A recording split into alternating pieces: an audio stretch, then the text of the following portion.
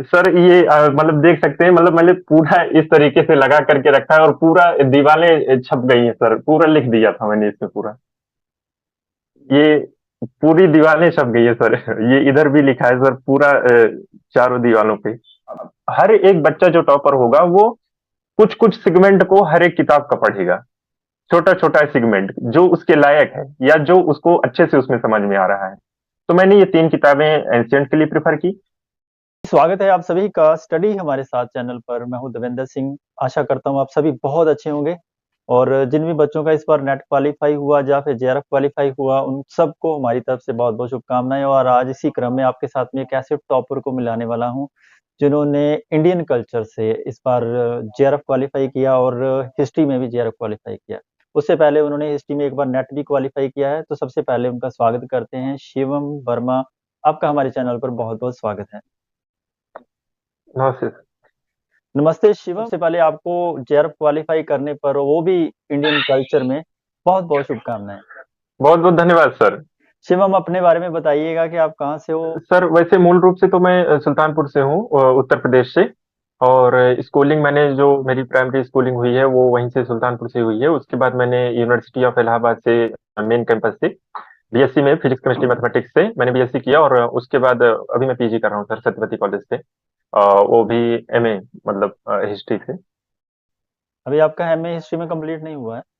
नहीं सर, अभी 1 ईयर बचा था, तो जून में पेपर हो जाएगा, कंप्लीट हो जाएगा सर। बहुत बढ़िया। उससे पहले आपका जेआरएफ क्वालिफाई हो गया, ठीक है, बहुत अच्छी बात है। मुझे पता चला कि आप यस सर। यूपीएससी की भी तैयारी कर रहे हैं। यस सर, यूपीएससी का ही मुख्य एम तो यूपीएससी का ही है। बट एज यू नो कि यूपीएससी में अनसर्टेनिटी थोड़ा रहती है। तो मेरा पढ़ाने का भी एक रुचि हमेशा रही। तो इसलिए मैंने सोचा कि प्रोफेसर का एक मैं side by side plan B के रूप में लेकर के चलूं। तो उसी के कारण मैं ये जेआरएफ मैंने किया है। और इंडियन कल्चर में भी वो तो मेरा शौक था, बस ऐसे ही कर लिया। बाकी हिस्ट्री में ही मुख्य मुझे जेआरएफ करना था। स्टूडेंट्स आपको सुन रहे हैं, वो जानना चाहते हैं कि आपने पेपर वन को लेके किस तरीके से तैयार किया था। पेपर वन के लिए आपने कौन सी बुक को पढ़ा था? सर सबसे पहले मैं इस मिथ को दूर कर दूं कि इस जैसे एग्जाम के लिए कोचिंग इत्यादि लेना आवश्यक है। पर्टिकुलरली मैंने कोई भी कोचिंग नहीं ज्वाइन की, कोई भी नहीं। और जहां तक पेपर वन की बात है, तो बच्चों के मन में ये थोड़ा सा भय रहता है, क्योंकि हर एक बच्चा जिस नेट की एग्जाम की तैयारी कर रहा है, जिस विषय विशेष की, उसमें जाहिर सी बात है कि उसको तो नॉलेज होगी ही होगी। चैलेंजेस उसको आते हैं पेपर वन में, क्योंकि उसमें काफी नई नई चीजें होती हैं जो हमें नहीं पढ़ी होती हैं। लेकिन मेरी जो तैयारी रही, क्योंकि मैं साइंस बैकग्राउंड का विद्यार्थी रहा, तो जाहिर सी बात है मेरे लिए भी चुनौतियां थी। लेकिन मैं डरा नहीं। सबसे पहले मैंने सिलेबस उठाया और देखा कि कितने यूनिट्स हैं। और सबसे पांच पांच क्वेश्चंस आने रहते हैं, ऐसा कहा जाता है। और उसमें एक क्वेश्चन किसी में ज्यादा किसी में कम ऐसा भी हो सकता है। तो मैंने देखा टीचिंग एप्टीट्यूड, रिसर्च एप्टीट्यूड और उसके क्वेश्चंस, तो वो मेरे हवा नहीं लग रहा था, बस मतलब दिमाग से जा ऊपर से जा रहा था। फिर जब मैंने मैथ के क्वेश्चंस देखे, तो चूंकि मैं मैथ से था ही, तो मैथ से गेमिंग करना, खेलना पूरा। तो मैथ के सारे क्वेश्चन सही करने लगा, फिर कॉम्प्रीहेंशन के सारे क्वेश्चन सही होने लगे। तब मैंने अपनी स्ट्रेटजी अपने अनुसार बनाना शुरू की। तो मैं समझता हूं कि मेरी रणनीति उन बच्चों के लिए ज्यादा कारगर होगी जो बच्चे साइंस बैकग्राउंड में अब तक थे और वे स्विच किए हैं इधर आर्ट साइड की तरफ। उनके लिए पेपर फर्स्ट बहुत आसान हो सकता है, इवन बहुत ही ज्यादा। मैं ये कहता हूं, आप ऐसी रणनीति बनाइए कि 5 क्वेश्चन तो आपका सही हो जाएगा डीआई में, 5 क्वेश्चन मैथमेटिक्स का आता है वो सही हो जाएगा, 5 रीजनिंग सही होना ही होना है, और 5 कॉम्प्रीहेंशन आप ये तय करके जाइए कि किसी भी कीमत पे मैं गलत नहीं होने दूंगा। तो 5 ये सही हो जाएंगे। इसके बाद लॉजिक में, अगर आप मैथमेटिक्स के हो, थोड़ा इतना तो दिमाग तो चलता ही है, तो लॉजिक में भी आप कर ले जाओगे, सही कर ले जाओगे। और जहां तक मेरा रहा, चूंकि मैं गुरुकुल में रहता हूँ, तो लॉजिक वगैरह मतलब दर्शन वगैरह हम लोगों ने पढ़ा है एडिशनल में ही। तो लॉजिक में हमको ऐसा कोई प्रॉब्लम नहीं आई। जो दर्शन इत्यादि के कुछ क्वेश्चन पूछ लेते हैं प्रमाण इत्यादि को लेकर के, तो उसमें मुझे ऐसा कोई प्रॉब्लम नहीं आई। तो इसलिए मैं एज लेकर के चला हूँ हमेशा इन चीजों में। एकाग्रता होनी चाहिए, यस चाहे सर। आप पेपर वन कर रहे हो या फिर पेपर टू कर रहे हो। जैसे आप गुरुकुल के बारे में भी बता रहे हो, तो क्या यहाँ पर कोई ऐसी मेडिटेशन करवाते थे या फिर कुछ ऐसा आपने अपने आप से डेवलप किया अपनी एकाग्रता को बनाने के लिए? किस तरीके से तैयारी करते थे? नहीं सर, यहाँ का जो जीवन है वो बहुत अलग और अनुशासित जीवन होता है हम लोगों का। सुबह उठना और योग व्यायाम प्राणायाम और संध्या होती है। संध्या इन द सेंस कि हम लोग वेद मंत्रों का पाठ करते हैं और वो फिक्स है, आपको करना ही करना है। तो जो डिसिप्लिन में बन जाता है व्यक्ति, वो बहुत इंपॉर्टेंट होता है उसके लिए सक्सेस पाना। मतलब वो पा सकता है, आसानी से पा सकता है सक्सेस। क्योंकि अगर आपके अंदर डिसिप्लिन नहीं है तो आप सक्सेस की बात तो दूर, आप कुछ भी छोटा कुछ भी नहीं प्राप्त कर सकते हो, बड़ा छोड़ने के अलावा। तो मैं ये कहना चाहता हूं कि आप डिसिप्लिन्ड रहिए। जैसे हमारा है गुरुकुल में, तो हम सुबह शाम मेडिटेशन करते ही हैं, आधे घंटे सुबह आधे घंटे शाम। तो मेडिटेशन क्या होता है, किसी भी चीज को रिटेन करने में बहुत मददगार होता है, और इसका सबसे बढ़िया उदाहरण मैं खुद हूँ। मतलब मुझे लगता है कि meditation has help me a lot to learn anything, to retain anything. बहुत बढ़िया। तो शिवम, अब बात करते हैं हम अपना हिस्ट्री सब्जेक्ट, जो काफ़ी लेंदी सिलेबस वाला सब्जेक्ट है। उसको आपने किस तरीके से तैयार यस किया सर। था और बुक्स कौन-सी पढ़ते थे आप? सर मुझ जैसे बच्चे के लिए, जिसके लिए ये नई चीज थी, कोरोना पीरियड में थोड़ा खाली था समय, तो मेरा इतिहास की तरफ रुझान हो गया, और वो रुझान इतना गहरा हो गया कि मैंने सोचा कि अब तो एमए ही करना है हिस्ट्री से। और बाद में ये पता चला कि इसमें नेट वगैरह भी होता है, आप काफी कुछ स्कोप होता है, रिसर्च वगैरह भी कर सकते हो, उसमें स्कॉलरशिप भी मिलती है। तो मतलब मैं चूंकि साइंस बैकग्राउंड का था, तो मैंने क्या किया कि सबसे पहले मैं बेसिक्स पे गया, क्योंकि मुझे कुछ भी नहीं पता था, कुछ भी नहीं। तो मैं सबसे पहले बेसिक्स पे गया, और सभी लोग जानते हो कि बेसिक्स के लिए बहुत जो बेसिक रिसोर्सेज हैं वो एनसीईआरटीज हैं। तो मैं एनसीईआरटीज पढ़ा, और बिना किसी इस बात के कि मैं तो इतना बड़ा हूं, क्यों कक्षा 6 की एनसीईआरटी में क्यों पढ़ूंगा, 7 की क्यों पढ़ूंगा। तो सबसे पहले तो ये भाव त्याग दीजिए, और रेफरेंस बुक डायरेक्ट मत उठाइए। कोई भी लोग जो भी तैयारी कर रहे हैं शुरुआत से, वो पहले अपना बेसिक्स तैयार करें। तो ये उनके लिए काफी अच्छा होगा, और फिर उसके बाद वो रेफरेंस बुक पे जा सकते हैं।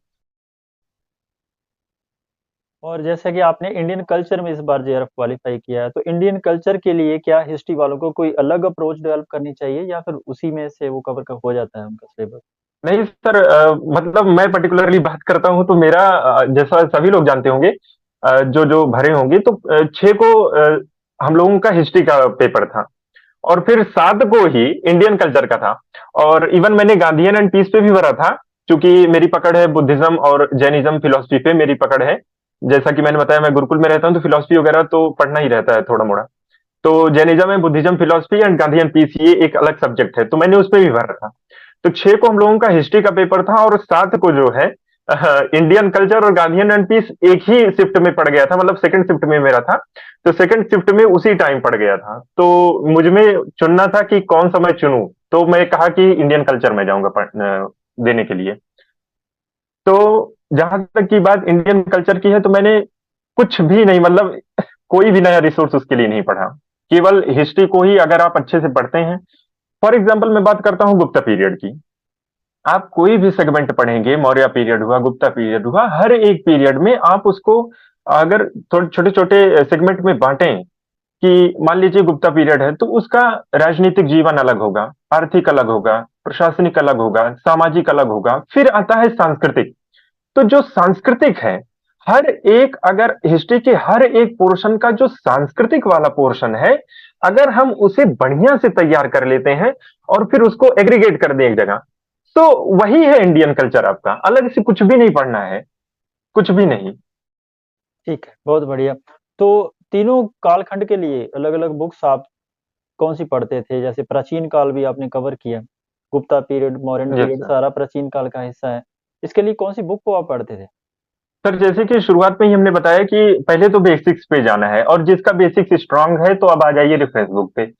तो वन बाय वन करके जानते हैं कि सबसे पहले तो जो मैंने एंशियंट के लिए पढ़ा था, एंशियंट में मैंने कोई एक बुक नहीं प्रेफर की थी, क्योंकि मुझे ये लगता है कि जो मैंने देखा कि किसी एक बुक में सारा तो कवर करके नहीं दिया है, और अगर दिया भी है तो सब कुछ अच्छा नहीं है उसमें कंटेंट। तो मैं 3 से 4 किताबें फॉलो किया था। जैसे रोमिला थापर जी की हमारे पास किताब है, और इसमें पूर्वकालीन भारत की, उनकी एंशियंट इंडिया की। इसके अलावा उपेंद्र सिंह की है एंशियंट इंडिया की। और जो कुछ अब बच जाता है इन दोनों में, वो पप्पू सिंह प्रजापत से आप कवर कर सकते हो। बहुत अच्छी बुकें हैं ये तीनों। लेकिन जैसे मैं बताऊं कि एंशियंट में आप अगर रोमिला थापर पढ़ रहे हैं तो इनसे आप वैदिक एज कवर कर सकते हैं। आप मौर्य पीरियड बहुत अच्छा कवर कर सकते हैं, क्योंकि रोमिला थापर का जो बेसिक रिसर्च है, जो फंडामेंटल रिसर्च है, वो मौर्यास पे ही है। तो आप उसको कवर कर सकते हैं इस बुक से। और उपिंदर सिंह की बात करें तो जो ताम्रपाषाण कालीन एरा है उसको कर सकते हैं, क्योंकि वो समझ में नहीं आता है, बीच का एक गैप बन जाता है। हम देखते हैं कि हमारी हड़प्पा सभ्यता खत्म हुई, फिर उसके बाद हम वैदिक एज पढ़ना शुरू कर देते हैं, तो बीच का जो पीरियड है, वो जो ताम्रपाषाण कालीन संस्कृति, वो समझ में नहीं आता। तो मतलब मैंने तो उपिंदर सिंह को प्रेफर किया था, तो मुझे काफी अच्छे से समझ में आ गया था। तो आप उपिंदर सिंह पढ़ सकते हो। लेकिन ये भूल कभी मत करिएगा कि सारी किताब पूरा पढ़ना है। ये मिथ है कि मैंने हजारों किताब पढ़ डाली, ये सब झूठा है। अब हर एक बच्चा जो टॉपर होगा वो कुछ कुछ सेगमेंट को हर एक किताब का पढ़ेगा, छोटा छोटा सेगमेंट जो उसके लायक है या जो उसको अच्छे से उसमें समझ में आ रहा है। तो मैंने ये 3 किताबें एंशियंट के लिए प्रेफर की। मिडबल के लिए भी 2 किताबें मैंने एक्चुअली पप्पू सिंह प्रजापत की, अगर आप चाहें तो पढ़ सकते हैं, हालांकि वो बहुत बल्कि हैं। लेकिन मैं बहुत शुरुआत से ही पढ़ने लगा था, क्योंकि मेरा विजन क्लियर था। तो पप्पू सिंह प्रजापत की एक तराइन से पानीपत और एक मुगल कालीन भारत है उनकी। लेकिन ध्यान दीजिएगा कि ये किताबें बहुत बल्कि हैं, और जो बच्चे नहीं पढ़ सकते इनको, वो सौरभ चौबे की पढ़ लें। That is the best book, मतलब मुझे ऐसा लगता है। और एनसीईआरटी का तो फिर कोई तोड़ ही नहीं है, एनसीईआरटी जरूर पढ़ना है, जरूर पढ़ना है आपको। और मॉडर्न की बात करें तो अपना कॉन्सेप्चुअल क्लैरिटी बनाने के लिए आप शेखर बंदोपाध्याय, अगर आपको समझ में आती है तो ये पढ़ सकते हैं। और इसके अलावा बिपिन चंद्रा भी कॉन्सेप्चुअल क्लैरिटी अपना बनाने के लिए आप पढ़ सकते हो। और इसके अतिरिक्त अगर आपको फैक्चुअल जाना है, फैक्ट हमको चाहिए, तो या तो परीक्षा माड़ी आप पढ़ सकते हैं, या अरविंद भास्कर सर की किताब है वो पढ़ सकते हैं। और वर्ल्ड हिस्ट्री के लिए थोड़ा मोड़ा आप सोर्सेस देखते रहो। हालांकि मैं बहुत बल्कि किताब बता दूंगा आपको, वो आप पढ़ नहीं पाओगे। जैन एंड माथुर की आप चाहे तो पढ़ सकते हैं, और दीनानाथ वर्मा की आप पढ़ सकते हैं। लेकिन ये बहुत बल्कि किताबें हैं, तो आप वर्ल्ड हिस्ट्री के लिए प्रीवियस ईयर पे ही जाएं तो अच्छा रहेगा। क्योंकि वर्ल्ड हिस्ट्री और से ज़्यादा हिस्टोरियोग्राफी क्वेश्चन के लिए पूछे आप, भी नहीं जाते हैं। हाँ सर हाँ, लेकिन अगर एक क्लैरिटी बनानी है या हिस्ट्री से प्रेम है तो आप पढ़ सकते हो। फिर पढ़ और हिस्टोरियोग्राफी से आजकल क्वेश्चन काफी पूछा जा रहा है सर, तो मैं मानता हूँ कि इंजीनियर श्रीधरन की एक किताब है, वो बच्चे प्रेफर कर सकते हैं, that I had preferred. History ऐसा सब्जेक्ट है, यदि हम इसके साथ टच में नहीं रहते हैं ना तो हम भूल जाते हैं। आज का पढ़ा, यदि हमने दो हाँ तीन सर। दिन हिस्ट्री को नहीं पढ़ा तो फिर से हमें हाँ। जीरो पर आना पड़ता है। आप किस तरीके से यस हिस्ट्री को सर। याद रखते थे? सर एक जुनून, एक पागलपन होना चाहिए पहली बात किसी भी सब्जेक्ट को पढ़ने के लिए। मैं बताता हूँ कि फर्स्ट थिंग तो, अगर जैसे आपकी रिटेंशन पावर थोड़ी कम है, तो हम लोगों की तो ईश्वर की कृपा से ठीक ठाक है, और उसको आप और इम्प्रूव कर सकते हो बाय मेडिटेशन, जो मेरा विश्वास है। हो सकता है लोगों का अलग अलग हो। और दूसरी चीज है कि एक जुनून, एक पागलपन होना चाहिए आपके अंदर किसी भी विषय को या सब्जेक्ट को लेकर के। जैसे मैं पढ़ता था तो मैं खुद अपने रूम में ही अगर थोड़ा सा दिखाना चाहूँ सर, ये मतलब देख सकते हैं, मतलब मैंने पूरा इस तरीके से लगा करके रखा है, और पूरा दीवारें छप गई हैं सर, पूरा लिख दिया था मैंने इसमें पूरा। ये पूरी दीवारें छप गई है सर। ये इधर भी लिखा है सर पूरा, चारों दीवारों पे। बहुत बढ़िया। और ये सर हमारी बुक्स की सोर्सेज हैं सर। और ये यहाँ पे पढ़ते हैं सर हम, ये हम लोगों का है उपनिषद वगैरह। ठीक और है। ये मैपिंग मैप वगैरह लगा करके रखे हैं सर। और इधर भी सर, तो चारों दीवालों पे सर लगा करके रखा है। मतलब मेरा ये मानना है कि अगर आपको पढ़ना है, मान लीजिए मैं यहीं पे सोता हूँ, मैं अभी चारपाई पर ही बैठा हूँ अपने, तो जब मेरी आंख खुलती है तो पता चलता है कि बौद्ध दर्शन लिखा है वहां पे, और वहां लिखा है प्रतीति समुत्पाद। तो वो चीज तुरंत रिकॉल हो जाती है, अच्छा ठीक है, प्रतीति समुत्पाद का मतलब ये होता है, और उसमें चार आर्य सत्य अष्टांगिक मार्ग है, और इसका संबंध इससे है।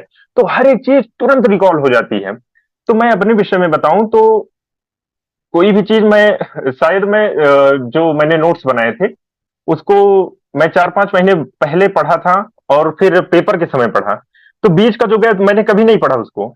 तो बीच का जो गैप था वो मुझे कभी लगा ही नहीं कि गैप है, केवल इसी कारण क्योंकि मैंने ये पूरा दीवारें रंग रखी थी, और इसी में ही जान लीजिए नोट्स बन गया था। तो जो चीजें मुझे टफ लगती थी मैं कहता था कि ठीक है तुम टफ जरूर हो, लेकिन हम आसान कर लेंगे। तो इनको मैं यहाँ पर लिख देता था, बार बार रिवाइज करो, बार बार मल्टीपल, मतलब मुझे नहीं पता कि मैं कितनी बार रिवाइज किया हूँ किसी भी चीज को। बहुत बढ़िया, बहुत अच्छा लगा, आपने बहुत मेहनत की है और ऐसा जुनून होना चाहिए। अगर आप यूजीसी, यूपीएससी करना चाहते हैं, तो अगर आपके पास ऐसा जुनून नहीं है, तो इतने बड़े टफ एग्ज़ाम को क्वालीफाई नहीं किया जा सकता। एक नए यस एस्पिरेंट्स सर। को क्या ऐसी गलतियाँ हैं, जिनको ध्यान में रखना चाहिए, क्या नहीं करना चाहिए? सर ये बहुत इंपॉर्टेंट है, जैसे आपने कहा कि क्या नहीं करना चाहिए।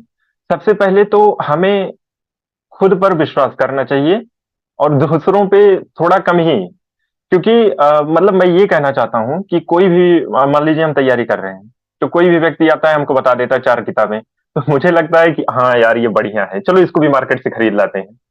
तो ये जो गलतियां करते हैं बच्चे कि कोई आया किताब, बड़े भैया आ गए, बड़ी दीदी आ गई, कुछ भी बता दी, तो गए किताब खरीद करके लेके चले आए, तो ये सबसे बड़ी गलती है। जो रेफरेंस बुक है वो कभी भी नहीं चेंज होती, इतना ध्यान रखिएगा। चाहे रोमिला था, पर आज कल परसों जब भी आप एग्जाम देंगे, आपको उन्हीं को ही पढ़ करके मतलब निकालना है एग्जाम। क्योंकि आजकल जो नेट पूछ रहे हैं या नेट एग्जाम में जो भी जेआरएफ में पूछ रहे हैं क्वेश्चन, वो कंसेप्चुअल क्लैरिटी अगर आपकी नहीं है तो आप रट्टाफिकेशन से कुछ भी नहीं कर सकते हो। और कंसेप्चुअल क्लैरिटी आपकी यही किताबें ले आएंगी। दूसरा जो नहीं करना चाहिए बच्चों को, वो ये गलती नहीं करनी चाहिए कि वो प्रीवियस ईयर के क्वेश्चन ना सॉल्व करें। That is very important.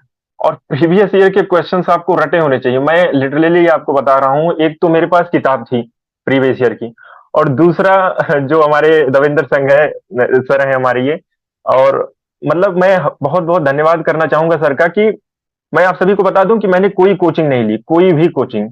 Net JRF के लिए अगर अगर मैं किसी टीचर का नाम लूं अपने जीवन में कि मैंने किसकी वजह से, तो शायद वो दविंदर सर ही हैं। क्योंकि सर का ये है एस्पेक्ट कि जब ये पढ़ाना शुरू करते हैं, तो मान लीजिए कोई क्वेश्चन है, उसमें कोई क्वेश्चन दिया और उसमें ऑप्शन सी सही है, लेकिन ए, बी और डी क्यों नहीं सही है, ये भी आपको बताएंगे।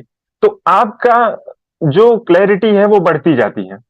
तो मैं तो प्रीवियस ईयर बहुत बार सॉल्व किया था, बहुत बार।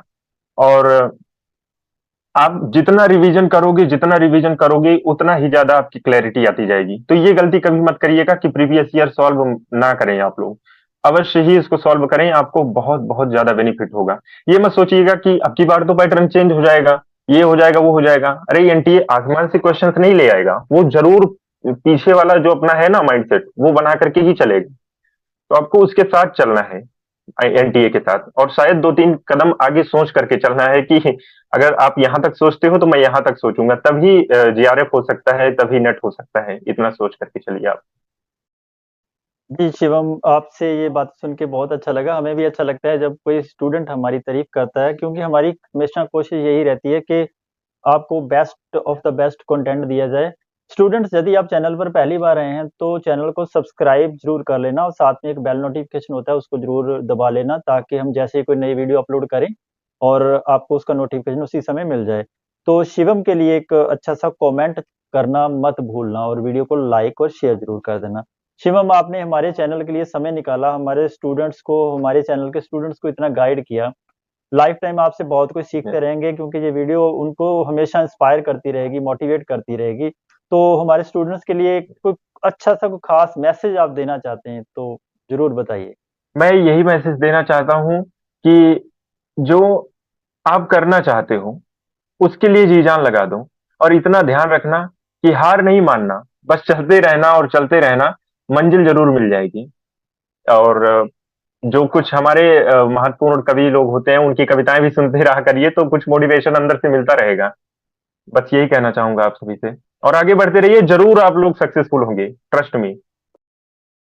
जी शिवम, हम भी आपके लिए भगवान से दुआ करते हैं कि आप यूपीएससी क्वालिफाई करें, आपसे फिर से मुलाकात हो, फिर से आपसे इंटरव्यू करने का थैंक यू सर, मौका थैंक मिले। यू। तो wish you all the very या of best course for sir. Your future. Okay, thank you very much sir. नमस्ते सर। नमस्ते शिवम।